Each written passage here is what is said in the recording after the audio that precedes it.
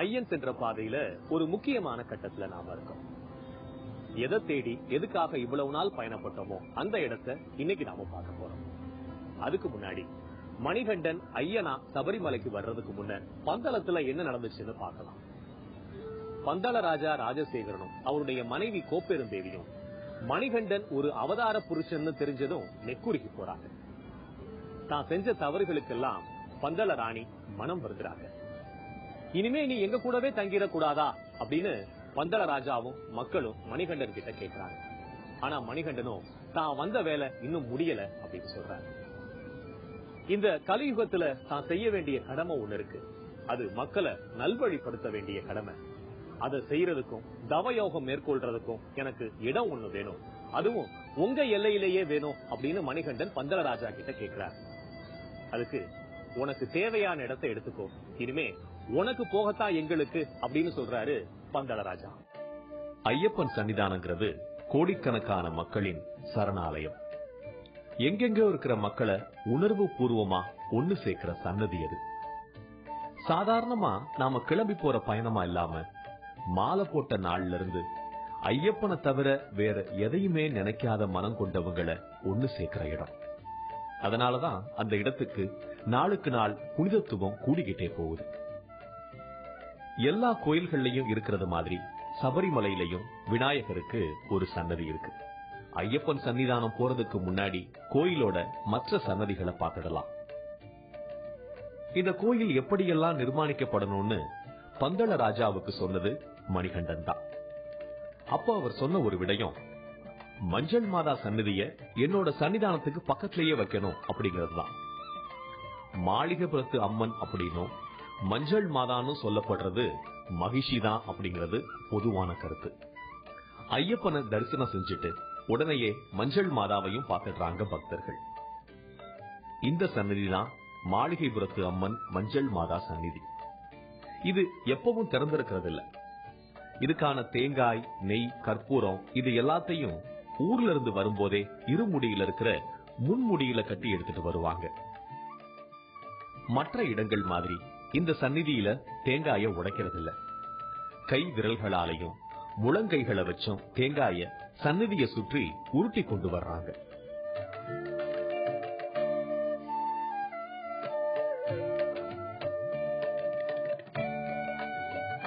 கட்டுக்கட்டி வர்ற பக்தர்கள், முக்கியமா கன்னிசாமிகள் பத்திரமா சபரிமலை வந்து சேர்ந்ததுக்கு நன்றி சொல்ற விதமா மஞ்சள் மாதாவுக்கு கற்பூரம் ஏத்தி தேங்காய காணிக்கையா கொடுப்பாங்க.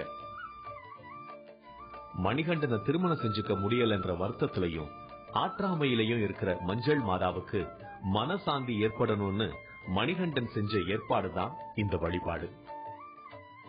இந்த கோயிலை சுத்தி கொட்டப்பட்டிருக்கிற மஞ்சளை வீட்டுக்கு எடுத்துட்டு போறாங்க கன்னிசாமிகள். கன்னிசாமிகளோட வருகை என்னைக்கு நின்னு போகுதோ அன்னைக்கு மணிகண்டனை மாளிகைபுரத்து அம்மன் திருமணம் செஞ்சுக்கிறதா சொன்னாங்க இல்லையா? அதனால கன்னிசாமிகள் மாலை போட்ட நாள்ல இருந்து அவங்களை இங்க வரவிடாம பண்றதுக்கு சில தொல்லைகள் நடக்குமா. அப்படியே மீறி வந்துட்டாலும் மலை ஏறும்போது அவங்களுக்கு மனச்சோர்வு ஏற்படுமா. அதையெல்லாம் தாண்டி இங்க வர்ற கன்னிசாமிகள் மஞ்சள் மாதாவுக்கு நன்றி சொல்றதுக்கு வருவாங்க. அதனால ஒவ்வொரு கன்னிசாமிக்கும் முக்கியமான சன்னதி இந்த மாளிகைபுரத்து சன்னதி. மகரஜோதி தரிசனத்துக்காக ஐயப்பனுக்கு பந்தள மகாராஜா திருவாபரண பெட்டி கொடுத்து விடுவாரு அப்படிங்கறத பார்த்தோம். அந்த பெட்டியில ஒண்ணு மாளிகைபுரத்து அம்மனுக்கான ஆபரண பெட்டி. மகர சங்கராந்தி முடிஞ்சு 6 நாட்கள் நடை திறந்திருக்கும். அது முழுக்கவே மாளிகைபுரத்து அம்மனுக்கான நாட்கள். அந்த சமயம்தான் மாளிகைபுரத்து அம்மன் இங்கிருந்து கிளம்பி சரங்குத்தி ஆள் வரைக்கும் போயிட்டு அங்க இருக்கிற சரங்களை பார்த்துட்டு கோபமா வருவாங்க. அதுக்கப்புறம் அந்த நடைய திறக்க மாட்டாங்க. இந்த சடங்கு ஒவ்வொரு வருடமும் நடக்குது. മാളികപ്പുറത്തമ്മ ശബരിമലയിൽ കന്യയ്യപ്പൻ എന്ന് വരാതാവുന്നു അന്ന് വേളി കഴിച്ചോളാമെന്നുള്ള ഒരു ഇതിലാണ് അമ്മ ഇവിടെ എഴുതിയിരിക്കുന്നത്. എല്ലാ വർഷവും കന്യയ്യപ്പന്മാർ വന്നിട്ടുണ്ടോ ഇല്ലയോ എന്ന് ശരംകുത്തിയിൽ ചെന്ന് നോക്കുമ്പോൾ അറിയാം. അതിന് അമ്മ ഇവിടുന്ന് അങ്ങോട്ട് എഴുന്നള്ളിച്ച് പോയി കന്യയ്യപ്പന്മാരില്ലാതെ വരാതെ കന്യയ്യപ്പന്മാരെല്ലാ വർഷവും കൂടിക്കൊണ്ട് വരുന്നു. ഇല്ലാതെ വരുന്നതായ സമയത്ത് അമ്മയ്ക്ക് പ്രയാസമായി അമ്മ തിരിച്ചു പോകുന്ന ഒരവസ്ഥയാണ് ഇവിടെ. കന്യയ്യപ്പന്മാർ നാൾക്കുനാൾ കൂടുതൽ ആൾക്കാർ വന്ന് തൊഴുതിട്ട് പോകുന്ന ഒരു அவஸ்தைയാണ്. மஞ்சள் மாதா சன்னதிக்கு பக்கத்திலேயே இருக்கிறது மணிமண்டபம். இங்க பக்தர்கள் விபூதியா கொட்டி வச்சிருக்காங்க. கேரளாவுல உள்ள பெரும்பாலான சிறு கோயில்கள்ல இப்பவும் சிலை வடிவம்னு தனியா இல்லாம ஒரு விளக்க மட்டும் வழிபடுற வழக்கம் இருக்கு. வெங்கலத்திலையும் சுதையாவும் சிலை வச்சு வழிபடுறது பிற்காலத்துல வந்தது. அதுக்கு முன்னாடி மக்கள் வழிபட்டது சூரியனத்தான். இறைவன் ஜோதி சுரூபமானவன் அப்படின்னு சொல்றது கூட இந்த தத்துவத்தோட அடிப்படையில தான்.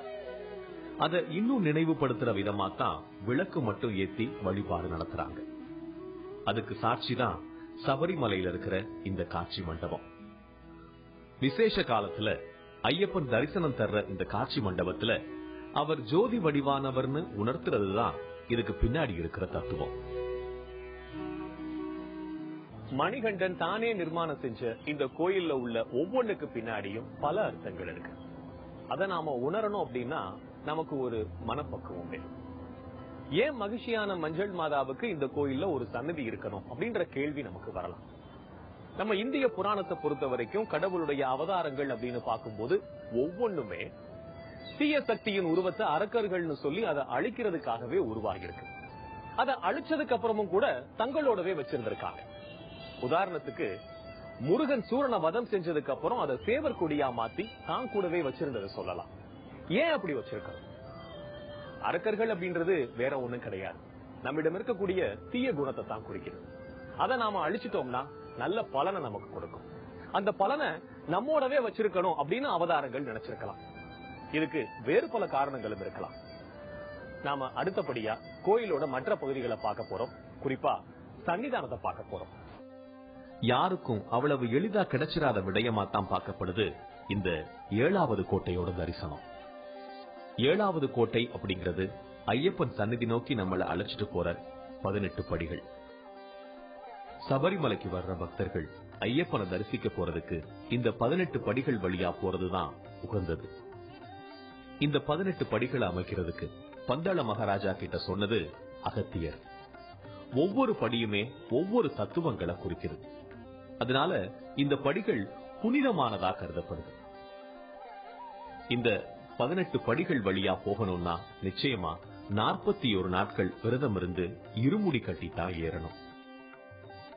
கண், மூக்கு, செவி, வாய், மெய் அப்படிங்கிற நம்மோட 5 இந்திரியங்களும் காம, குரோத, லோப, மோக, மதமாச்சரியங்கள், திதிஷை, தம்பம்ங்கிற 8 வகை அக நோய்களும், சத்வ, தாமச, ராஜச குணங்களும், விதியை, அவித்தியை சேர்த்து 18 தத்துவங்கள் இருக்கு. நம்முடைய குணங்களை பொறுத்த வரைக்கும் சத்வ, தாமச, ராஜச குணங்களா இருக்கு. ஒரு மனிதனுடைய மனதை பொறுத்து தான் அவனுடைய குணங்கள் வெளிப்படுது.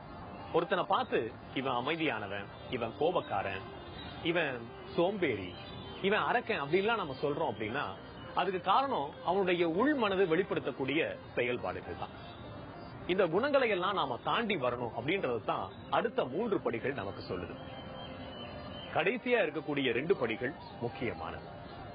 நாம எவ்வளவுதான் படிச்சிருந்தாலும் படிக்கலனாலும் கல்வி, அறிவு இதையும் நாம தாண்டி வரணும் அப்படின்றது தான் இந்த கடைசி 2 படிகள் நமக்கு விளக்குது. இது ஒவ்வொன்னையும் நாம நிதானமா யோசிச்சு பார்த்தோம்னா நமக்குள்ள ஒரு பக்குவம் வரும். இந்த பக்குவத்தை தான் ஐயப்பன் தனது பக்தர்கள் கிட்ட எதிர்பார்க்கிறாரு. மாலை போட்ட அப்பவே அந்த 18 படியினுடைய ரகசியத்தை நம்முடைய வாழ்க்கையில கொண்டு வர ஆரம்பிச்சிட்டோம். முதல் 5 படி என்னன்னா, ஒவ்வொரு தனி மனிதனும் தன்னுடைய 5 விகாரங்களை ஜெயிச்சிடறாங்க. காமம், கோபம், பேராசை, பற்று, அகங்காரம். இந்த 5 விகாரத்தை ஜெயிச்சிடறாங்க. அர்த்தம், பரிபூர்ண பிரம்மச்சரியத்தை கடைபிடிச்சு கொஞ்சம் கூட கோபப்படாம, பேராசை பற்று இல்ல கெட்டு தலையில வச்ச உடனே திரும்பி கூட பார்க்காம சுவாமியே சரணம் ஐயப்பான்னு சொல்லிட்டு தான் சபரிமலைக்கு கிளம்புறாங்க. பற்று இல்ல, பேராசை இல்லவே இல்ல, அகங்காரத்தை ஆனவே அவங்க முழுக்க விட்டுட்டு, அகங்காரத்தை முழுக்க முழுக்க விட்டுட்டு என்ன பண்றாங்க, பணிவாக மலைக்கு போறாங்க. அப்படி 5 படியை அங்கே ஆரம்பிச்சுட்டாங்க. அடுத்த 5 படி என்ன அப்படின்னா, 5 புலன்களை ஜெயிச்சிடுறாங்க. கெட்டதை பார்க்காம, கெட்டதை கேட்காம, கெட்ட வார்த்தைகள் சொல்லாம அவங்க இந்த 5 புலன்களை கட்டுப்பாடோட வைக்கிறாங்க. அதுக்கப்புறமா 5 படி என்னன்னா, பஞ்ச தத்துவங்களை ஜெயிச்சிடுறாங்க. பஞ்சபூதங்களை ஜெயிக்கிறாங்க. என்னது பஞ்சபூதங்கள்? நிலம், நீர், நெருப்பு, காற்று, ஆகாயம். அதாவது இவ்வளவு பனியான ஒரு நேரத்திலையும் 2 வேளை குளிச்சு சரணம் போட்டு சட்டை போடாம செருப்பு போடாம இருமுடி கெட்டும் எடுத்து அங்க வெட்ட வெளியான மலையில ஏறி போறாங்கன்னா உண்மையிலே நடமாடும் ஐயப்பனாக ஐயப்ப சாமிமார்கள் எல்லாமே இருக்காங்க. அங்க கோயில சிலையாக ஒரு ஐயப்பன் இருந்தாலும் எவ்வளவு ஐயப்பன்மார் இங்க நமக்கெல்லாம் காட்சி கொடுத்துட்டு இருக்காங்க. இப்படி 15 படியை கடந்துட்டாங்க. கடைசி 3 படி எதுன்னா ஒவ்வொரு சாமிமாரும் தன்னுடைய மனசை ஜெயிச்சிருக்காங்க, தன்னுடைய புத்தியை ஒருமுகப்படுத்தி இருக்காங்க, தன்னுடைய பழைய குணத்தை எதுவுமே கொண்டு வராம புது மனிதனாக மலைக்கு போறாங்க. இப்படி அந்த 18 படி ஏறி தத்துவமசிக்கு போயிட்டு வரோம் நம்ம. இது தவிர இன்னொரு அம்சமும் இந்த 18 படிகளுக்கு சொல்லப்படுது. மணிகண்டன் மகிழ்ச்சியை வதம் செய்யும் போது பயன்படுத்தின வில், வாள், பரிசை, குந்தம், பரிகம், ஈட்டி, முட்டடி, முல்லம், கதை, பாசம், அங்குசம், சக்கரம், பரசு, பிந்தி, வேல், கடுந்திலை, வீரச்சக்கரம், காரிகை, இப்படி 18 ஆயுதங்களை குறிக்கிற படிகளாவும் இருக்கு. இன்னொரு பக்கம் பார்க்கும்போது வெறும் ஆயுதங்களா இல்லாம நம்ம அக மனதோட தீமையான எண்ணங்களை அறுக்கிற ஆயுதங்களாவும் இந்த தத்துவங்களை பார்க்கலாம். ஐயப்ப பக்தர்கள் ஒவ்வொருத்தருமே இந்த 18 படி வழியா போறதுனால தன்னோட பாவங்கள் தீரும்னு நம்புறாங்க. பாக்குறதுக்கு ரொம்ப சின்னதா குறுகிய படிகளா தான் இருக்கு. ஒவ்வொரு படிகளுக்குமான மந்திரங்களை சொல்லிட்டு தான் நாம ஏறணும். ஆனா இருக்கிற கூட்ட நெரிசல்ல ஒவ்வொருத்தரும் அப்படி சொல்லிட்டு ஏறுறது சாத்தியம் இல்ல. இங்க நிக்கிற காவல்துறையினரை நாம பாராட்டியே ஆகணும். அவங்களோட ஒத்துழைப்பும் வழி நடத்துதலும் இல்லனா இங்க கூட்டத்துல 18 படிய சுலபமா ஒருத்தரால கடந்துட முடியாது. வயதானவங்க, மாற்றுத்திறனாளிகள் வந்தா அவங்களுக்காக மத்த எல்லாரையும் நிக்க வச்சுட்டு பொறுமையா ஏத்தி விடுறாங்க. இந்த 18 படிகளும் ஆரம்பத்துல கல் படிக்கட்டுகளா தான் இருந்துச்சு. பிறகு 1985 வருஷம் நவம்பர் மாதம் 15ஆம் தேதி அன்னைக்கு பஞ்சலோக படிக்கட்டுகளா நிர்மாணிச்சாங்க. அதுக்கப்புறமா இது மேல தங்கப்பூச்சி பண்ணியிருக்காங்க. 7வது கோட்டையோட காவல் தெய்வமா இருக்கிறது கொச்சு கருப்பும் வள்ளிய கருப்பும். இவங்கள கடுத்த சாமின்னு சொல்றாங்க. அவங்களோட சன்னதி தான் 18 படிகளோட 2 பக்கமும் அமைஞ்சிருக்கு. இந்த 18 படி கருப்பனோட கோயில்களை தமிழ்நாட்டுல பல கிராமங்கள்லயும் சாஸ்தா கோயில்கள் இருக்கிற இடங்கள்லயும் நாம பார்த்திருக்கலாம். இந்த கடுத்த சாமி பந்தள ராஜாவோட மெய்காவலரா இருந்திருக்காரு. பந்தளத்துல ஏதாவது உட்பூசலோ அச்சுறுத்துற சம்பவமோ நடந்தா கடுத்த சாமி தலைமையில அந்த செயல்கள் எல்லாம் அடக்கப்பட்டிருக்கு. ஐயப்பனோட சிலைக்கு ஒரு முறை உதயணன் அப்படிங்கிற கொள்ளைக்காரனால ஆபத்து வரும்போது பந்தள மகாராஜா கடுத்தனை சபரிமலைக்கு அனுப்பி வச்சதாவும் அந்த சமயத்துல ஐயப்பனே கடுத்தனுக்கு நேரடியா காட்சி கொடுத்ததாவும் ஒரு வாய்மொழி செய்தி இருக்கு. ஐயப்பனால ஈர்க்கப்பட்ட கடுத்தன் அதுக்கு பிறகு இங்கேயே காவல் தெய்வமா இருக்க போறதா சொல்லி தங்கிடுறாரு. இப்பவும் இந்த சபரிமலையையும் 18 படிகளையும் கடுத்த சாமி சூட்சுமமா காவல் காக்கிறதா பலத்த நம்பிக்கை இருக்கு. எங்கெல்லாம் ஐயப்பனுக்கு விசேஷங்களும் ஆராதனைகளும் நடக்குதோ அங்கெல்லாம் கருப்பு சாமிக்கும் பூஜைகள் உண்டு. கட்டுக்கட்டி ஊர்ல இருந்து கிளம்பும் போதே மனசுல கருப்பசாமி துணைக்கு வரணும்னு வேண்டிட்டு தான் கிளம்புறாங்க. நாம இதுவரைக்கும் 7 கோட்டைகளை பார்த்தாச்சு. அடுத்தபடியா நாம முக்கியமான 8வது கோட்டையை பார்க்க போறோம். இதுதான் ஐயப்பனோட சன்னிதானம். இந்த தரிசனத்துக்காகத்தான் பல்வேறு இடங்கள்ல இருந்து வந்து மக்கள் இங்க சங்கமிச்சிருக்காங்க. நம்மோட பயணத்தின் நோக்கமும் இதுவாத்தான் இருக்கு. ஒரு குழந்தையா பிறந்து மாவீரனா வளர்ந்து சாகசங்கள் புரிஞ்சு ஒரு மனுஷன் நான் எப்படி வாழணும்னு ஆன்மாவின் நோக்கம் எதுவா இருக்கணும்னு கத்துக் கொடுத்த ஐயப்பனோட சன்னிதானத்தை நாம நெருங்கிட்டோம். இந்த ஆலயத்துல மூலவரான ஐயப்பனை படம் பிடிக்கிறதுக்கு யாருக்குமே அனுமதி கிடையாது. அதனால நாமளும் படம் பிடிக்கல. இருந்தாலும் இதுவரைக்கும் வந்ததே ஒரு சாதனை தான் சொல்லணும். ஏன்னா பல தடைகளை தாண்டி வந்த யாத்ரீகனோட பயணம் இது. சபரிமலையில இருக்கிற ஐயப்பனோட ஆலயத்தை நிர்மாணிச்சது தேவதச்சனான விஸ்வகர்மா. 2 கால்களையும் குத்திட்டு இணைச்சு யோக பட்டத்துடன் பந்தனம் செய்யறது மாதிரி தத்துவமசி அப்படிங்கிற சின்முத்திரையோட கூடிய திருவுருவம் தான் ஐயப்பனோட சிற்பமா வடிவமைக்கப்பட்டிருக்கு. ஐயப்பனோட மூலவர் சிலையானது பஞ்சலோகத்தினால செய்யப்பட்டிருக்கு. பஞ்சபூதங்களை குறிக்கிறது மாதிரி தாமிரம், செம்பு, ஈயம், துத்தநாகம், தங்கம்னு 5 உலோகங்கள் சேர்ந்ததுதான் பஞ்சலோகம். மொத்தமே 1.5 அடி உயரமே இருக்கிற அற்புதமான சிலை ஐயப்பனோட. மூர்த்தி சிறிதானாலும் கீர்த்தி பெரிது அப்படின்னு சொல்லுவாங்கல்ல, அது அப்படியே சபரிமலை ஐயப்பனுக்கு பொருந்தும். இன்னும் சன்னதி திறக்கல. பக்தர்கள் கூட்டம் எல்லாம் ஐயப்பனோட திருமேனி தரிசனத்துக்காகத்தான் காத்திருக்காங்க. ஐயப்பனோட திவ்ய தரிசனத்தை பக்தர்களுக்கு காட்டுற நேரம் வந்தாச்சு. எல்லாருடைய முகத்திலையும் எதிர்பார்ப்பு அதிகமாகுது. எத்தனை முறை பார்த்தாலும் அழுக்காத இந்த தரிசனத்துக்காகத்தான் எல்லாருமே நாள் கணக்கா காத்திருக்காங்க.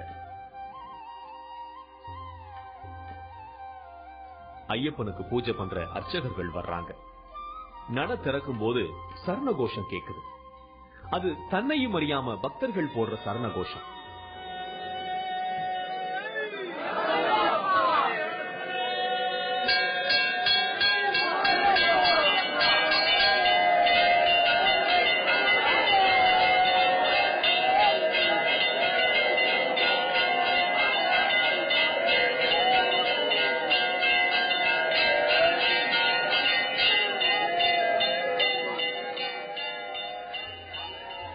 நெடுநாள் பார்க்கணும்னு ஏக்கத்தோட காத்துக்கிட்டு இருக்கிற பிரியமானவங்களை பார்த்த உடனேயே ஒன்னும் பேச தோணாது இல்லையா?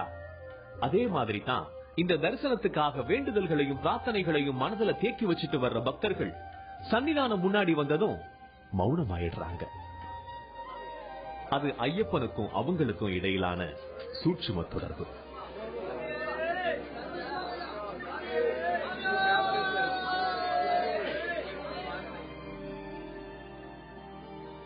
சுத்தியும் மலைகள் சூழ்ந்திருக்கிற இந்த இடத்துல ஒரு அமானுடமான மலை இருக்கு. அதுக்கு பேரு காந்தமலை. மகர சங்கராந்தி சமயம் ஐயப்பன் ஜோதி வடிவா காட்சி தர்றது அந்த மலையில தான். அந்த நாள்ல நம்மோட கண்ணுக்கு மகர நட்சத்திரமா ஐயப்பன் அருள் பாலிக்கிறார். இந்த சபரிமலையில இன்னமும் ஏராளமான சித்தர்கள் அரூபமா வாழ்றாங்கன்னு, அவங்க ஐயப்பனுக்காக ஒரு சூட்சும கோயில் எழுப்பி இருக்காங்க அப்படிங்கறதும் காலங்காலமா நம்பப்பட்டு வருது.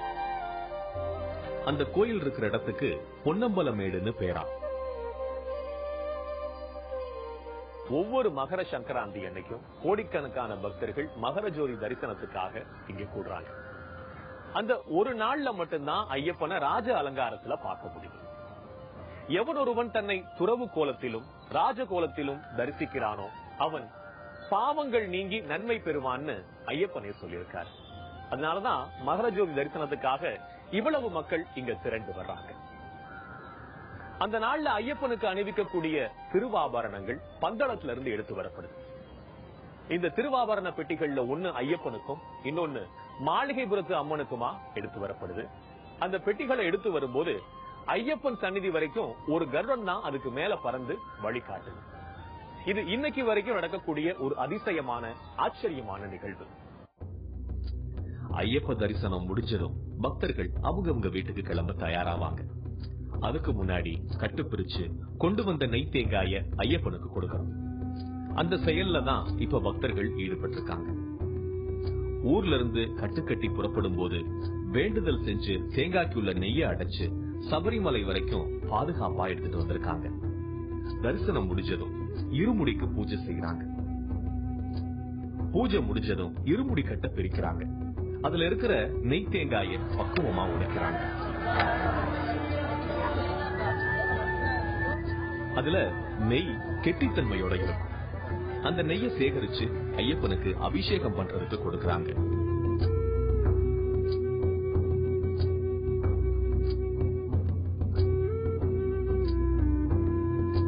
நெய்யபிஷேக பிரியனான ஐயப்பனுக்கு பக்தர்கள் கொடுக்கிற நெய்ய கொண்டு அபிஷேகம் செய்யும் போது பக்தர்களோட குடும்பம் நலம் பெறும் அப்படிங்கிறது நம்பிக்கை. நெய் தேங்காயோட ஒரு மூடிய பிரசாதமா வீட்டுக்கு எடுத்துட்டு போவாங்க. மற்றொரு மூடிய நாம ஏற்கனவே பார்த்த அக்னி குண்டத்துல போடுறாங்க. இதோட சபரிமலை பயணம் அவங்களுக்கு சிறப்பா மன நிறைவா நிறைவேறுது. அதுக்கு பிறகு சொந்த ஊருக்கு கிளம்பி போறாங்க. உண்மையிலேயே இந்த பயணம் ரொம்பவும் அற்புதமா அமைச்சது. மிகவும் கடினமான பாதையில தீவிரமான விரதங்களை மேற்கொண்டு ஒவ்வொருத்தருமே தங்களோட வேண்டுதல்கள் நிறைவேறணும் அப்படின்றதுக்காகத்தான் சபரிமலை பயணத்தை மேற்கொண்டுட்டு வராங்க. நம்மோட பயணமும் இப்படித்தான் அமைச்சது. இதோட இந்த பயணம் முடிவடையல. யாத்ரீகன்ல ஐயன் சென்ற பாதையில நம்ம பயணம் தொடருது. ஏன்னா முருகனுக்கு எப்படி அறுபடை வீடுகள் இருக்கோ அதே மாதிரியே ஐயப்பனுக்கும் அறுபடை வீடுகள் இருக்கு. அதெல்லாம் என்னென்ன, எங்க இருக்கு, அதோட சிறப்புகள் என்ன, இதையெல்லாம் தான் நாம பார்க்க போறோம். நாம அடுத்த வாரம் சந்திக்கலாம்.